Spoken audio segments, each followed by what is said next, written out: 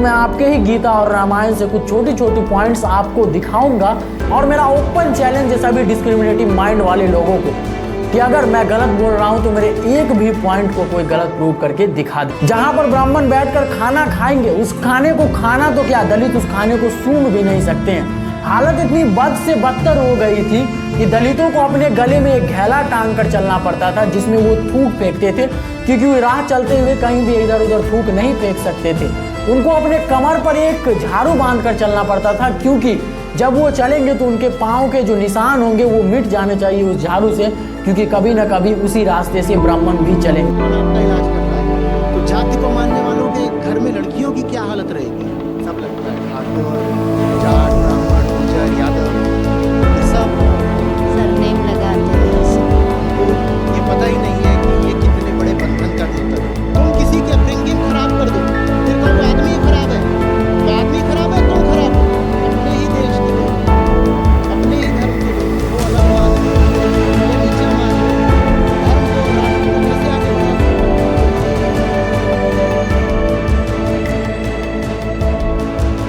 हमारे भारतीय समाज में जातिगत आधार पर जो भेदभाव हो रही है, ये कोई आज की भेदभाव नहीं है, ये हजारों साल से हमारे भारतीय समाज में चला आ रहा है। 500 से 600 BC में लिखी गई मैन्युस्क्रिप्ट्स में भी इसका चर्चा मिलता है। लेकिन जानना यह जरूरी है कि जो आज हमारे समाज में ये जातिगत आधार पर भेदभाव हो रही है, क्या ये सही है? और अगर सही है तो कैसे सही है, इसके पीछे का लॉजिक क्या है? और मेरे हिसाब से ये जातिगत आधार पर भेदभाव उन्हीं लोगों के द्वारा किया जाता है जो अपने आप को कहते हैं हम तो बहुत उच्च कोटि के लोग हैं, मतलब हम तो ब्राह्मण हैं, हम तो सबसे ऊपर जाति के लोग हैं, दलित तो हमसे नीचे ही रहेंगे, मतलब दलित मंदिर में नहीं घुस सकते हैं। तो मैं आपके ही गीता और रामायण से कुछ छोटी छोटी पॉइंट्स आपको दिखाऊंगा और ये प्रूव करूंगा कि जब आपके भगवान ये डिस्क्रिमिनेशन नहीं करते तो आप किस बेसिस पे ये डिस्क्रिमिनेशन कर रहे हैं। फिर आप अपने दिमाग में सोच लेना, जो भी सोचना हो, कि ये डिस्क्रिमिनेशन सही है या गलत है। और मेरा ओपन चैलेंज है सभी डिस्क्रिमिनेटिव माइंड वाले लोगों को कि अगर मैं गलत बोल रहा हूं तो मेरे एक भी पॉइंट को कोई गलत प्रूव करके दिखा दे। सबसे पहले शुरुआत करते हैं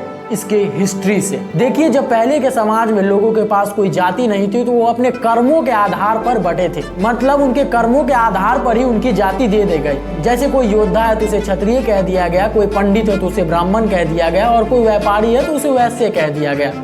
लेकिन जातिगत आधार पर जो भेदभाव है ये अपने चरम स्तर पर 1819 के समय में आया, जब अपने आप को उच्च कोटि के कहने वाले लोगों ने दलितों पर इतना अत्याचार किया, इतना शोषण किया कि आप इमेजिन भी नहीं कर सकते। आज के समय में तो वो अत्याचार नहीं है, लेकिन उस समय की बात करें तो उस समय की हालत ये थी कि जिस कुएं से ब्राह्मण पानी पिएंगे उस कुएं से दलित का पानी पीना तो क्या, उस कुएं के आसपास भी दलित भटक नहीं सकते हैं। जहां पर ब्राह्मण बैठकर खाना खाएंगे, उस खाने को खाना तो क्या, दलित उस खाने को सूंघ भी नहीं सकते हैं। हालत इतनी बद से बदतर हो गई थी कि दलितों को अपने गले में एक घैला टांग कर चलना पड़ता था जिसमें वो थूक फेंकते थे, क्योंकि वो राह चलते हुए कहीं भी इधर उधर थूक नहीं फेंक सकते थे। उनको अपने कमर पर एक झाड़ू बांध कर चलना पड़ता था, क्योंकि जब वो चलेंगे तो उनके पाँव के जो निशान होंगे वो मिट जाने चाहिए उस झाड़ू से, क्योंकि कभी न कभी उसी रास्ते से ब्राह्मण भी चलेंगे। लेकिन क्या ये जातिवाद सही है? ये जातिवाद ना करने से अपने आप को उच्च कोटि के कहने वाले लोगों के आस्था को ठेस पहुंचेगी। क्या वो अगर दलितों के साथ भेदभाव छुआछूत नहीं करेंगे तो उनके भगवान नाराज हो जाएंगे? क्या वो दलितों को मंदिर में घुसने देंगे तो उनके भगवान के बनाए हुए कोई रूल्स एंड रेगुलेशंस ब्रेक हो जाएंगे? तो ऐसा सोचने वाले डिस्क्रिमिनेटिव माइंड वाले लोगों को मेरा खुला चैलेंज है कि मेरा एक भी पॉइंट गलत करके दिखाओ, क्योंकि मैं वो सारे पॉइंट प्रूव करने वाला हूं जो ये प्रूव कर देगा कि आपके भगवान को कोई फर्क नहीं पड़ता कि कोई दलित है या कोई ब्राह्मण है, कोई बड़ी जाति है या कोई छोटी जाति है। हमारा संविधान भी यही कहता है कि इस देश के सारे लोग एक बराबर है। लेकिन इस देश में रहने वाले कुछ उच्च कोटि माइंडेड लोग कहते हैं कि दलित तो हमसे छोटे हैं, मतलब दलित जो है वो हमसे छोटा ही काम करेंगे, नाले का कचरा साफ करेंगे या जो रोड पर झाड़ू लगाएंगे। लेकिन बबुआ, समय आज का बदल चुका है, क्योंकि अब छोटे लोग भी इतने बड़े बड़े काम करके दिखा देते हैं जो बड़े लोगों का करने में हालत गंभीर हो जाए। मैं आपके ही गीता से कुछ पॉइंट्स रखूंगा, जिसके बाद आप डिसाइड कर लेना कि आपके भगवान को इससे कोई फर्क पड़ता है। गीता के अध्याय 9 श्लोका 29 में कृष्ण भगवान कहते हैं, समूहम सर्वभूतेषु नामे देवस्य अस्ति न प्रियः या भजंती तुमम भक्तया मयि ते तेसु छप्यहम। कृष्ण भगवान इस श्लोक के माध्यम से ये कहना चाह रहे हैं कि इस दुनिया में कोई भी ना मेरे लिए अप्रिय है ना ही प्रिय है। जो भी मेरी सच्ची मन से पूजा करता है मैं उसके मन में हूँ और वो मेरे मन में है। गीता के अध्याय 9 श्लोक 26 को जब देखते हैं तो उसमें लिखा हुआ है, पतरम पुष्पम फलम तोयम यो मे भक्त्या प्रायच्छति तदा अहम भक्ति उपहरितम असनामी प्रायतत मनः। जो कोई भी मुझे प्रेम और भक्ति के साथ एक पत्र मतलब एक पान का पत्ता, एक फल, एक फूल और थोड़ा सा जल अर्पित करता है, मैं उसे खुशी खुशी स्वीकार करता हूँ और उससे प्रसन्न होता हूँ। और इसी का थोड़ा सा कन्वर्टेड वर्जन हमें रामायण में देखने को मिलता है, जहाँ पर राम भगवान सबरी का झूठा वेर खाते हैं। अब ये तो हो गए कुछ गीता और रामायण के पॉइंट्स, लेकिन कुछ महर्षि की बात करें। महाभारत में जिन्हें महान ऋषि करके प्रस्तुत किया गया है, जिनको हम महर्षि पराशर भी कहते हैं, उन्होंने एक मछुआरे की बेटी से शादी की थी और इन्हीं दोनों का एक महान बुद्धि वाला बच्चा हुआ था जिन्होंने महाभारत लिखा था और आज के समय में उन्हें हम वेद व्यास के नाम से जानते हैं। अब देखो ये सब मैं आपको क्यों बता रहा हूँ, क्योंकि अगर किसी पेड़ को आपको खत्म करना है तो उसके जड़ को खत्म करना है। उसकी डाली कितनी भी छपाट लो आप, वो फिर से अपने रूप में आ ही जाएगा। तो अगर इस डिस्क्रिमिनेशन को हमें जड़ से खत्म करना है तो इसके जड़ को पकड़ना होगा और इसके जड़ को ही खत्म करना होगा।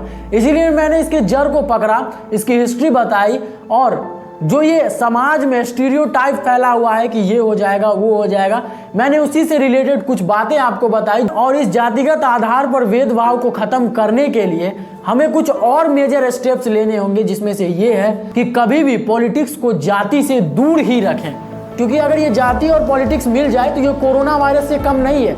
इसीलिए अगर कोरोना वायरस को भगाना है तो 1 गज की दूरी पॉलिटिक्स से है जरूरी।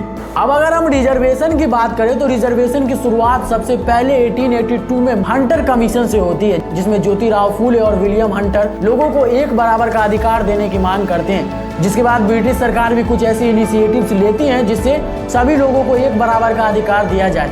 लेकिन इस बराबर का अधिकार देने में से बड़ा बदलाव तब आया जब भीमराव अंबेडकर ने 1950 में संविधान में छोटी जाति को रिजर्वेशन देने की मांग की।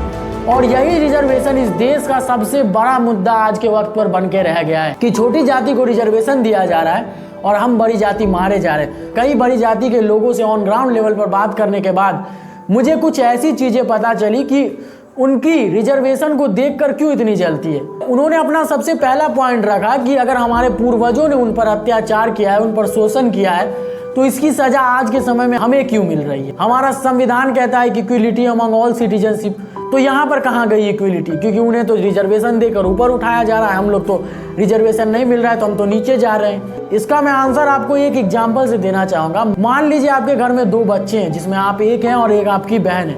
आपकी बहन मेंटली और फिजिकली बहुत ज़्यादा कमज़ोर है, वही आप मेंटली और फिजिकली स्ट्रॉन्ग है।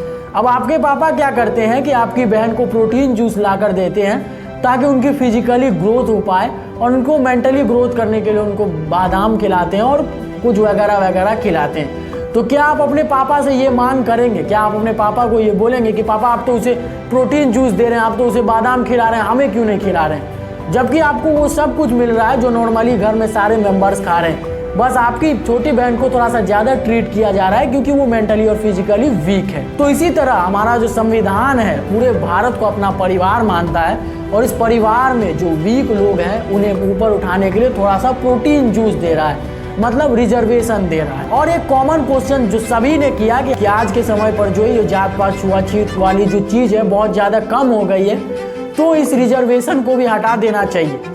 तो अगर सच में ऐसी बात है कि जात पात छुआछूत वाली चीज़ बहुत कम हो गई है, अगर मैं आपको ऐसे इंसिडेंट गिनाने बैठ जाऊं कि कितनी जात पात छुआछूत वाली चीज़ें होती है, तो शायद मेरा 4 दिन का वीडियो कल अपलोड भी ना हो पाए। अभी हाल ही में कुछ दिन पहले एक न्यूज आई थी कि एक दलित दूल्हे को घोड़े पर बैठने की वजह से एक बड़ी जाति के लोग ने आकर उसे थप्पड़ जड़ दिया। कुछ लोगों का कहना है कि इंसान इस धरती पर पैसा लेकर जन्म नहीं लेते हैं, चाहे वो ब्राह्मण हो या दलित हो, वो अपने दम बुद्धि और बल पर वो इस दुनिया में आकर पैसा कमाते हैं। तो फिर जैसे ब्राह्मण पैसा कमा लेते हैं अपनी बल और बुद्धि, जैसे ब्राह्मण बड़ी पोस्ट पर चले जाते हैं, वैसे ही दलित क्यों नहीं वो बड़ी पोस्ट पर चले जाते हैं, उन्हें क्या जरूरत है रिजर्वेशन की। तो ऐसा कहने वाले लोगों को मैं सीधा कहना चाहूँगा, अगर इंसान बनकर सभी पैदा होते हैं तो उसे आप भी इंसान वाला अधिकार दो, उन्हें भी मंदिर में जाने का अधिकार दो, उन्हें भी वो सारा अधिकार दो जो ब्राह्मणों के पास है, वो सारा इंसान वाला अधिकार दो जो आप उनके जन्म होते ही छीन लेते हो। मेरा एक ही बात कहना है उन सारे डिस्क्रिमिनेटिव माइंड वाले लोगों से कि गीता पढ़ते हैं आप, लेकिन गीता में जो लिखा हुआ है शायद उसे आप नहीं पढ़ रहे हैं, अपनी कॉन्स्पिरेसी थ्योरी बना रहे हैं किसी को भी लेकर, क्योंकि आपका भगवान आपको खुला संदेश दे रहे हैं कि इस दुनिया में सारे इंसान हैं, इस दुनिया के सारे इंसान एक बराबर हैं, तो उन्हें बराबरी की तरह ट्रीट करो। तो मेरा आप सब से बस एक ही पैगाम है कि समाज में इंसानियत बनाए रखें, क्योंकि इंसानियत से बड़ा कोई धर्म नहीं होता, और अगर आप में इंसानियत है तो आप ही सबसे सर्वश्रेष्ठ हैं, और आपका धर्म, आपका जात, आपका मजहब वही सर्वश्रेष्ठ है। आई होप कि आप लोगों को ये वीडियो थोड़ा सा पसंद आया होगा, तो लाइक शेयर कमेंट जो सभी बोलते हैं वही मैं भी बोलूँगा, और शेयर कर दीजिएगा। धन्यवाद।